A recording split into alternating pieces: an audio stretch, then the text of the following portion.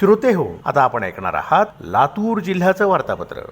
बहुचर्चित नीट पेपरफुटी प्रकरणी सीबीआयचा तपास वेगात, संशयितांची चौकशी सुरू, विविध संघटनांकडून तीव्र आंदोलन आणि जिल्ह्यात दमदार पावसाची प्रतीक्षा, सुमारे 60% क्षेत्रावरच्या पेरण्या बाकी.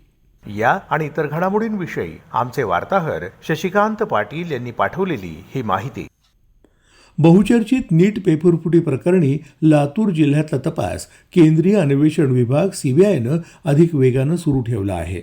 या प्रकरणातील संशयितांची कसून चौकशी सुरू असून आर्थिक व्यवहार आणि पुराव्यांची पडताळणी करण्यात येत आहे. दरम्यान या घोटाळ्याच्या निषेधार्थ विविध विद्यार्थी संघटना आणि सामाजिक संघटनांकडून आंदोलन करण्यात येत असून दोषींवर कठोर कारवाईची मागणी होत आहे.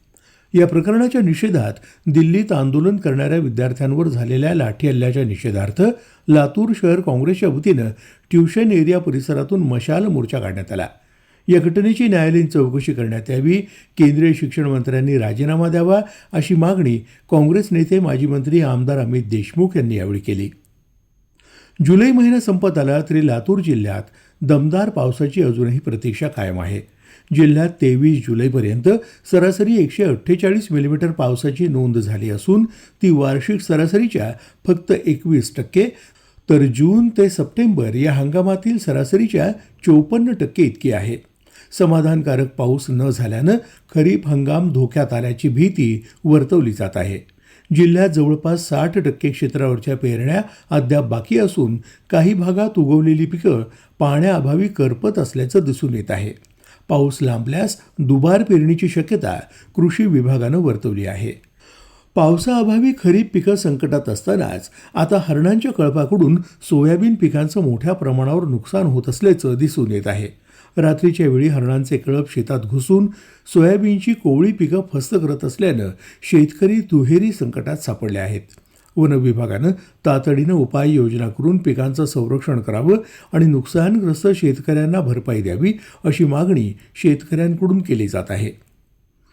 लातूर जिल्ह्यात सहकार क्षेत्राला आधुनिक सुविधा उपलब्ध करून देण्यासाठी सुमारे 20 कोटी रुपये खर्चून उभारण्यात आलेल्या सहकार भवनाचं लोकार्पण सार्वजनिक बांधकाम मंत्री तथा पालकमंत्री शिवेंद्रसिंहराजे भोसले आणि सहकार मंत्री बाबासाहेब पाटील यांच्या हस्ते 11 जुलै रोजी करण्यात आलं. या इमारतीमुळे सहकार विभागाची 11 कार्यालयं एकाच ठिकाणी कार्यरत राहणार असल्यानं नागरिकांची मोठी सोय होणार आहे. यामुळे सहकार क्षेत्राला बळकटी मिळेल आणि कामकाजाला गती मिळेल असा विश्वास यावेळी व्यक्त करण्यात आला. पुण्यश्लोक अहिल्यादेवी होळकर कर्जमुक्ती योजनेचा जिल्ह्यातला एकही पात्र शेतकरी लाभापासून वंचित राहू नये अशा सूचना पालकमंत्री शिवेंद्रसिंहराजे भोसले यांनी जिल्हा प्रशासनाला दिल्या आहेत. लाभार्थ्यांची पडताळणी आणि प्रस्ताव मंजुरीची प्रक्रिया गतीनं पूर्ण करण्याचे निर्देशही त्यांनी दिले.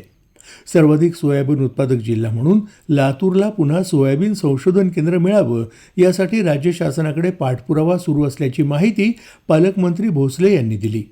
ते आपल्या लातूर दौऱ्यात वार्ताहरांशी बोलत होते. हे केंद्र लातूरला मिळाल्यास शेतकऱ्यांना मोठा लाभ होणार असल्याचं पालकमंत्र्यांनी सांगितलं. लातूर तालुक्यात खंडापूर इथल्या देणगी प्रकरणात किशोर शिवणीकर याला 11 जुलै रोजी स्थानिक गुन्हे शाखेच्या पथकानं अटक केली आहे.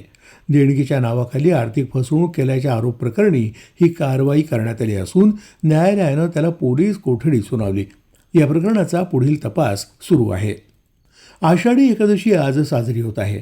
या निमित्तानं जिल्ह्यातल्या सर्व विठ्ठल मंदिरांमध्ये भाविकांनी दर्शनासाठी मोठी गर्दी केल्याचं दिसून येत आहे. लातूर इथल्या द्वारकादास श्यामकुमार आणि तुकाराम पाटील मित्रमंडळाच्या वतीनं सुमारे 2000 भाविकांसाठी पंढरपूर इथं विठ्ठल दर्शनासाठी 10 एसटी बसची मोफत व्यवस्था करण्यात आली आहे. गेल्या 16 वर्षांपासून हा उपक्रम राबवण्यात येतो. प्रत्येक भाविकासाठी मोफत ब्लँकेट आणि फराळाची व्यवस्था ही आयोजकांकडून करण्यात आली. भाविकांनी या उपक्रमाचं स्वागत केलं आहे. लातूर जिल्ह्याचं वार्तापत्र आताच आपण ऐकलं. या वार्तापत्राचे लेखक होते शशिकांत पाटील. जिल्हा वार्तापत्राचा हा कार्यक्रम आकाशवाणी छत्रपती संभाजीनगर केंद्राच्या प्रादेशिक वृत्त विभागानं सादर केला.